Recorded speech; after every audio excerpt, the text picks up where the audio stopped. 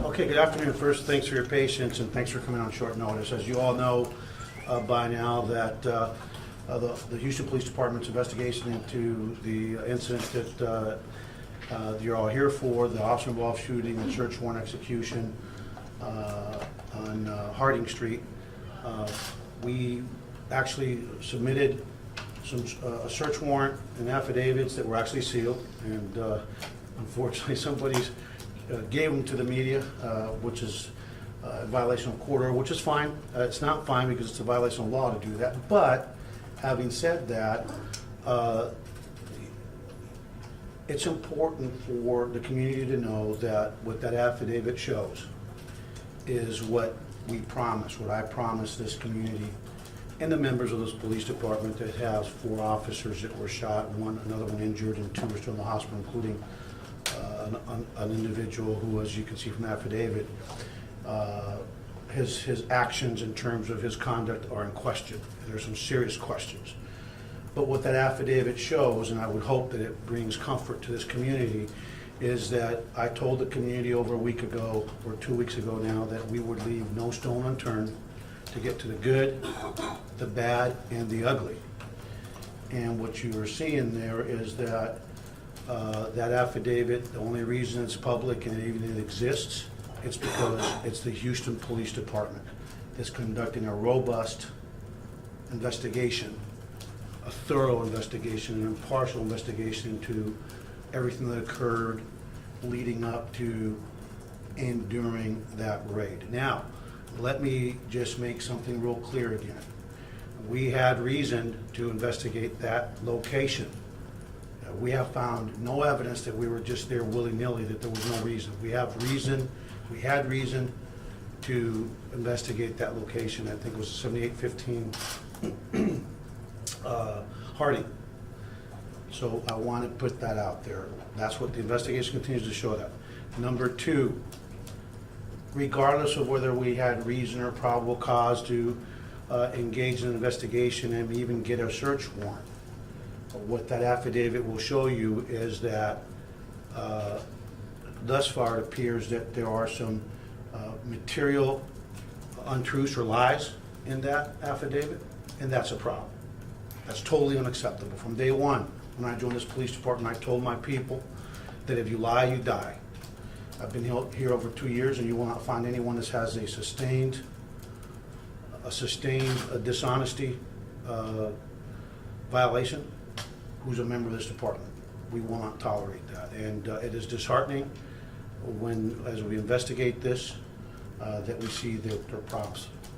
If you all remember last week or 2 weeks ago, when we had the press conference and I said it was going to be the last one unless we needed to talk, that I pushed back on comments made, emotional comments made.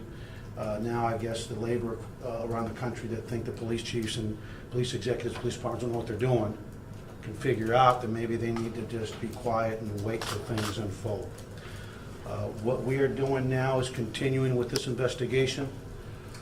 It is a very exhaustive investigation, but I want to caution everyone to not go from A to Z and making all kinds of final judgments on all the moving parts and all the actions that are in question here.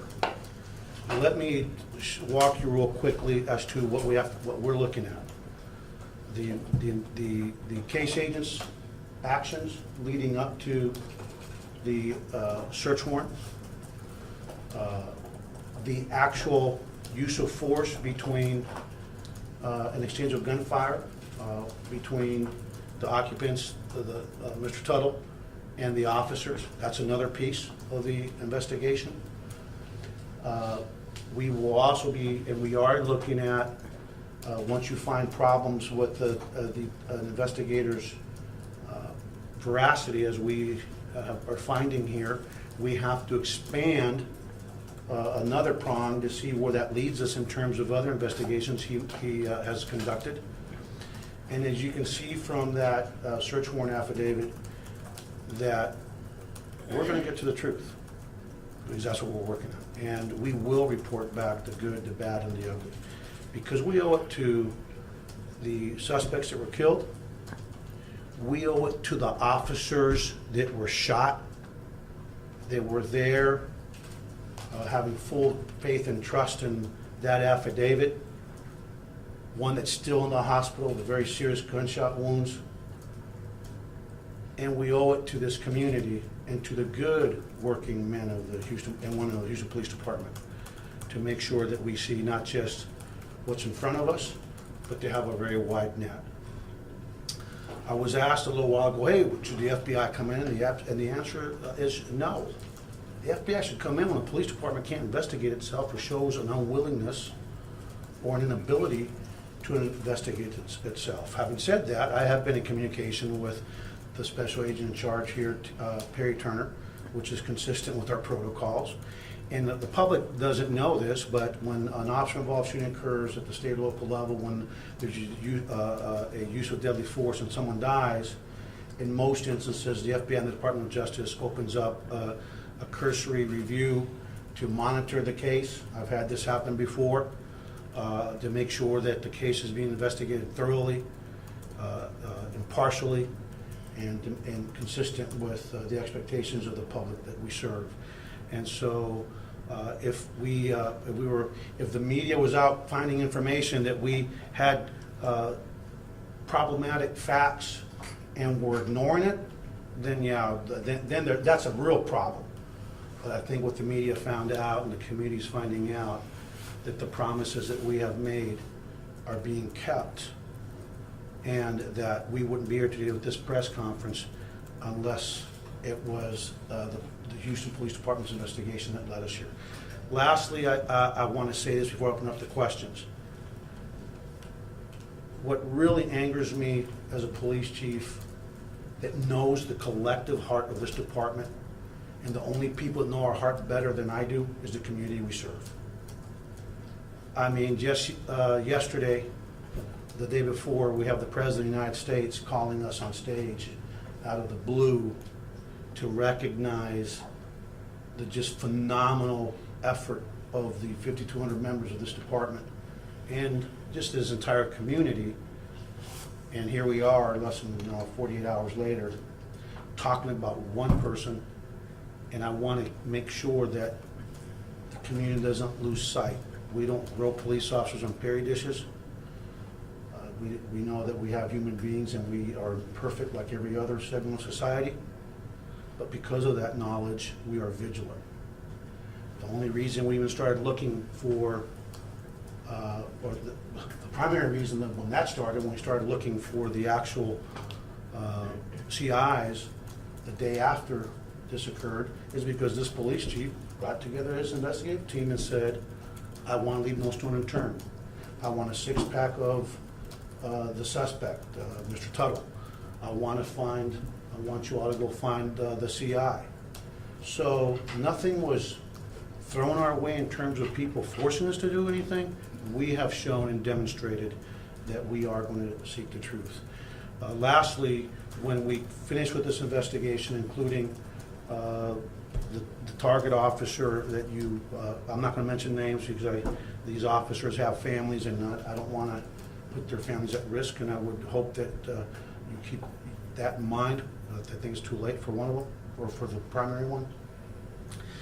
But we have to look at the actions in this case, the actions in previous cases, and I'd already put a team together by Chief Lopez, who will take a broader look to make sure that we're not being myopic, that we look at our entire narcotic operation up there in terms of the street level units, that they'll be conducting a very extensive audit. But the reason I'm saying all this is that let's keep this in perspective. We have 5,200 officers, and I would ask that nobody paint our department with a broad brush, just like the community doesn't want us to paint community members with a broad brush because of the actions of an individual or maybe individuals. This is not indicative of the greater work that goes on here. and we should wipe out the excellence of a lot of dedicated people because of one person or two. Okay, so with that, I'm gonna take a sip of water because I started my day at 3 a.m. and then we'll take some questions. Go ahead. Chief, when you break down the new warrants, it's somewhat simple. They said there was a buy of heroin. No one can corroborate said buy. And the heroin that was ultimately tested, according to these documents, came from another location. If all that turns out to be the case. Thank you for posing it that way because we're still not done and it.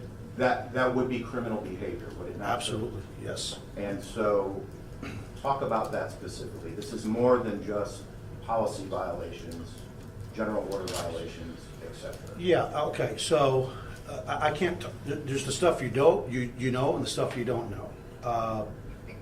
No matter what we end up with here, right, we know we've had a criminal violation already, and serious criminal violation by the individual that prepared that affidavit on the initial search warrant at the Harding Street location. We know that there's already a crime been committed. It's a serious crime. When we prepare a document to go into somebody's home, which is, there's a sanctity of somebody's home, it has to be truthful, it has to be honest, it has to be absolutely factual. So we know already there's a crime that's been committed. High probability that there'll be a criminal charge. I'm not the DA, so I can't speak for the DA.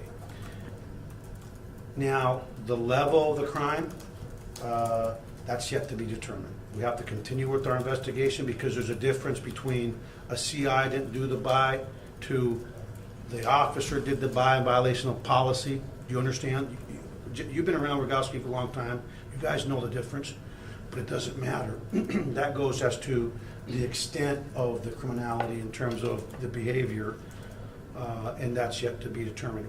We have obtained search warrants and executed search warrants for a multitude of phones, cell phones, and we will be able to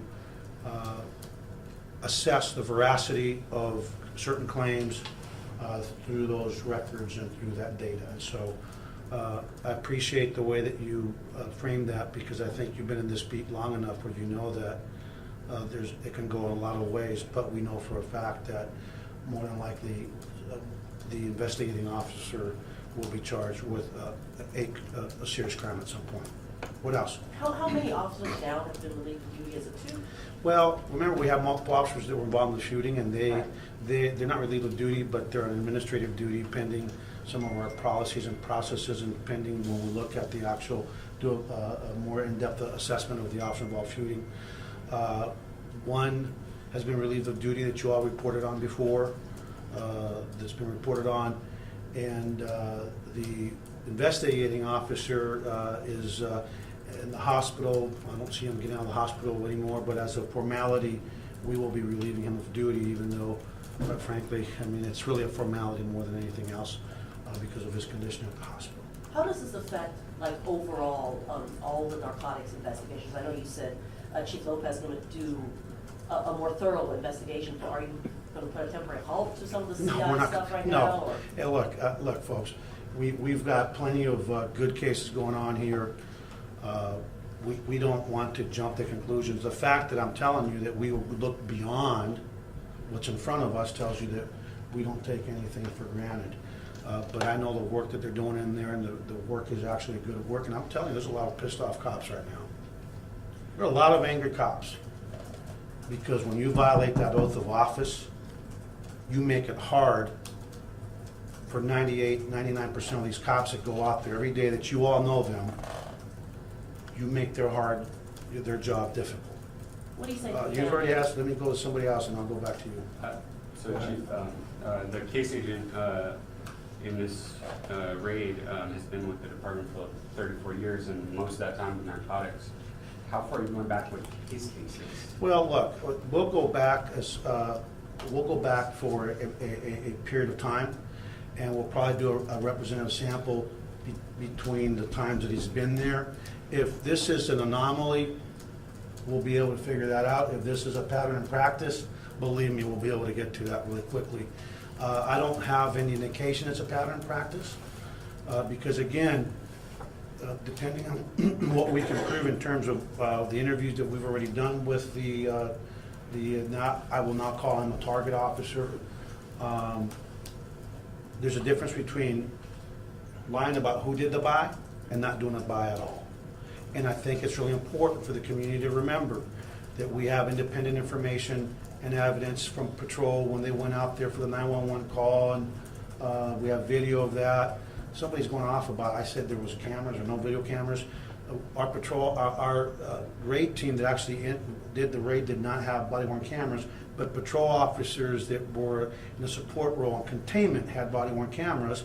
So I'm not sure what the issue is with that, other than the decision point that we have to make in terms of putting body-worn cameras in all entry teams. And I just came back from the Major State Chiefs, Major County Sheriff's Association. I actually broached the subject with not just my colleagues across the country, like we talked to you all about. We also broached it with the FBI Director, Christopher Wray. If we make the decision, then there's a high probability that we will move towards, for our entry teams, putting body-worn cameras on them. There's a high probability that we're going to move to that sooner rather than later. That then when you have multi-agency entry teams, you can't have some without cameras, some with cameras. So we have to work through that. And I think preliminarily, my thought on that would be, if we decide to go to body-worn cameras, we'll either conduct the entries ourselves with no other agencies involved from the federal government, or we'll let them, if it's their lead on it, they can do it themselves. But there's a good probability in the short term that we will move toward body-worn cameras. Yes, ma'am. So you said that there was reason to look into this location, and previously we heard that a neighbor had tipped off police that something was going on there. What have you all found about what indeed is going on? Well, look, that's, like I told you guys before, the reason I'm giving you an update is because the court, somebody provided a sealed document. And let me be real clear. We have 2 dead people, and we have 4 shot officers, including the target officer. We owe it to those that are involved in this, especially those that may not have any malfeasance, or officers. We owe it to them to get to the truth. And the only reason that we seal stuff is not to hide anything, but to make sure we don't jeopardize a criminal investigation into a very serious matter. And so when we're done, I guarantee you that we will leave no stone unturned, and the truth will come out. Sir, I believe that the warrants we have, we were told by the court system we're not sealed. Well, I So- believe Not true. that is not true. We've got copies of it, so I'm not going to debate it. That's fine. But that's a separate have, issue. that wasn't my question. My question was, I'm just telling you what the court's told us, but anyway, my question was, what do you say to the families and the neighbors who, the first moments this happened, told us, all the media here consistently, these were not drug dealers, these were nice people. Sure, they may have smoked some pot, but they lived in the neighborhood, we've known them for 20, 30 years. This is not who they were, and it turns out they were right. What do you tell them? Well, no, you're concluding they were right. You're making It conclusions. appears that they are Okay, probably more well, right than. let me just say this. We all have seen people that murder people. We all seen people that molest their kids. We all seen people that have done some horrific things. And guess what the neighbors have always said? Oh my God, I never knew. I thought they were the nicest guy. So I'm not going to go there with you, and I'm not going to make any conclusions on that until we finish the investigation. Everybody wants to go from A to Z. That's not the way it works. You don't So think I you was. should apologize to the families or anything? I've talked to the family, and I'm not going to talk to the family through you. Chief, what could be a Chief, possible was there motive in all of ever, this? was there ever a tip? You indicated early on there was a tip. Was Yeah, there we have ever a a tip? we have a 911 call where our patrol officers went there from a woman reporting to be the mother of a young woman that was in there doing heroin in this location. So there was a tip. Yes, and that's a 911 call. We have the CAD, we have the audios, we have the patrol units that responded. So This was not just an investigator decided to go target a house as far as we've determined so far for no reason, so. But the so again, patrolmen were not aware of this investigation. So They the were- bottom line is, we're not gonna jump to conclusions, because conclusions without evidence is just speculation. Then what's the motive, chief? What would this case agent of 3 decades experience have to gain? I'm not gonna. Was this chalked it up to sloppy police work? Well, Was first it- of all, when you lie on an affidavit, that's not sloppy, that's a crime. Now, why he lied on the affidavit in terms of who did what, whether that was just laziness or not, that's just to be determined. But you know what, when laziness includes lying on an affidavit, you're probably gonna get, you're more than likely gonna get arrested at some point, and we will have no problems putting, when the time is right, handcuffs on somebody that's violated the public trust. Is there a possibility some of the officers were injured by friendly fire? We haven't, at this point, I don't think there's any indication of that, but we still have a lot of work to do with that. Are you guys looking into that possibility? Of course, absolutely. Can you confirm that any no-knock warrants or narcotics warrants at all have to be signed off by either a sergeant or lieutenant now going forward for the interim? Well, I think they already requires, my recollection, they already requires supervisory approval.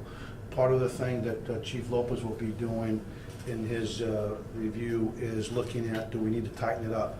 But let's talk about that, because I know the New York Times a while back had a story on, not you, but the Times, had a story on an article about no-knock warrants and why they're dangerous.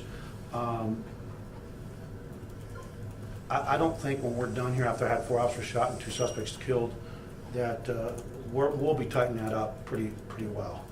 The truth of the matter is, if somebody flushes all the evidence, it probably wasn't because you have to not use a no-knock. You probably didn't have that much evidence in there to start with. And secondly, if it's that dangerous, we probably need to use a much higher, a different type of team to go in. So that's all part of the review. Last thing, the original officer relieved of duty, who we will not name, can you categorize his involvement or believe what his involvement? In other words, was he along for the ride on this, or was he actively in cohorts with the case agent? That's part of the investigation. Did I'm you take not gonna get overtime? those. Oh, God, I'm not aware of any overtime stuff. Because there's so many rumors. Well, in other words, there's a big difference between Officer A just writing Officer B's name down, unbeknownst to him, and Right. Officer A saying, hey, can you do this, that, or the other for me? When You're right. Not. That's exactly right. There's a big difference in that. And I'm not going to offer some clarity on No, that. I'm not going to offer any clarity on that. I can tell you he still remains off, and he'll remain off until we're done with this investigation. Yes, sir. Looking into the, verifying that the CI had made the. But let me just say, in terms of the veracity of the initial, that piece of the initial affidavit, he had nothing to do with that as far as we can tell so far. Correct. Okay. Officer B. Yeah, not the case agent, the other officer that's off. So for the record, I will say that, in fairness to him and his family, as it relates to that initial affidavit, we don't have any reason at this point to believe that he played any role in that. But the new affidavit is at least indicative that the case agent told Officer B to go get some drugs from the center console of his city-issued car, so that would indicate more of a involved. That's the continuation of the investigation. That was after the shooting, that was after all this thing happened. Go ahead, Manny. Just on, when you had to verify, you were verifying that the CI had made these purchases according to what the case agent said in the affidavit. I guess, would that be just a standard part of an investigation, to say you would just want to verify that this buy had occurred, and when you did that, that's when you found? When you have when you have an option involved shooting, we have- Or like, no, a case like this where there's a drug bust and you want to, that an affidavit stated that a drug buy had been made before, would that have been sort of standard procedure to verify that had taken place when you're investigating an incident like this? Look, let me just say this, when we do the job right, there's always multiple people involved, and I can just tell you, there's gonna be anomalies, there's not 100% process. But understand something, the problem here was identified by the police department, nobody else. There was not a complainant, there was nobody coming in here and complaining. We initiated the investigation, and we actually have led us to this point. Secondly, we have auditing procedures procedures in place that include integrity testing for our folks. So there's a robust system in place that we have. But there's no such thing when you're dealing with, if any police chief tells you that they can guarantee 100% that they have a system in place to have perfection, that person's lying to you. I don't think the human condition is imperfect. That's why we have to have these robust processes. That's why we have our integrity checks. That's why we have proactive internal affairs. That's why we have special investigations unit. That's why we have the civil rights division of the district attorney's office work with us, because we understand that that there are times when people are going to succumb to the imperfection of the human nature. A couple more and I'm Well, going to get what do going. you say to the community who doubted this in the first place? Do you worry about what, Of course, you know what, I say to those, we owe an apology to this community just for the fact that we lied in an affidavit. That not we, a person lied in an affidavit. And I'm angry about that. I can tell you he's angry about that. She's angry about that. Those officers that were shot are angry about that. And we absolutely owe them an apology. But having said that, I'm not going to apologize for things that we haven't determined did or didn't happen. I'm not going to apologize. You want me to, which is, you want me to say that we didn't belong in that house, that nothing was going on? No, we have not come to that conclusion that there was no reason to be in that house. We have not come to a conclusion that there was no probable cause, had we done it right, to actually do the same exact thing, which is execute a search warrant. So, but when we're done, the community will absolutely know the good, the bad, and the ugly. I promised that about 10 days ago, and today we're here because a document that really was documenting the actions of this police department, that document is very telling. And what that document shows, it's a police department that's leaving no stone unturned. That's our commitment. That is our charge. That is not only our commitment and our charge, it's our sworn duty. And that's what we're going to do. So let me just close by saying that to the multitudes of conspiracy theorists out there, to reemphasize, we had a reason to investigate that house, that location. That was not made up, and when the time is right, we'll release all that stuff, all those videos and audios and all that stuff. Number two, regardless of whether or not we had a reason to be there, the law is real clear on our rules of conduct, on our rules of engagement. And when you violate those rules of conduct and rules of engagement, there have to be consequences. And sadly, I feel really badly for the Tuttle family because no matter what we find, there will always be a doubt. And I'm not saying we're not going to find things but there's always, what can they have done differently? And my heart goes up to them because they have a lot of unanswered questions. But I told that family, and I got beat up by labor across the country, not understanding why a police chief was upset that, we're mischaracterizing all this.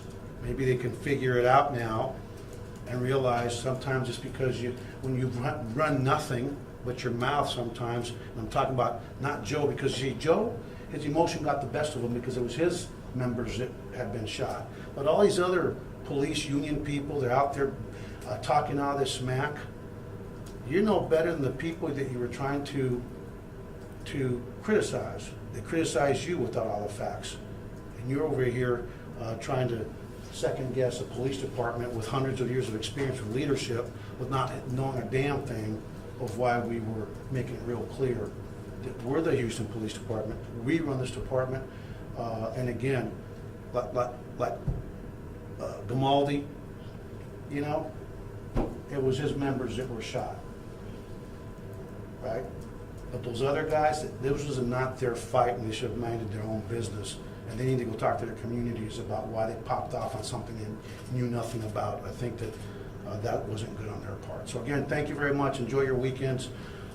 We will not be doing updates on this. I want to finish this investigation.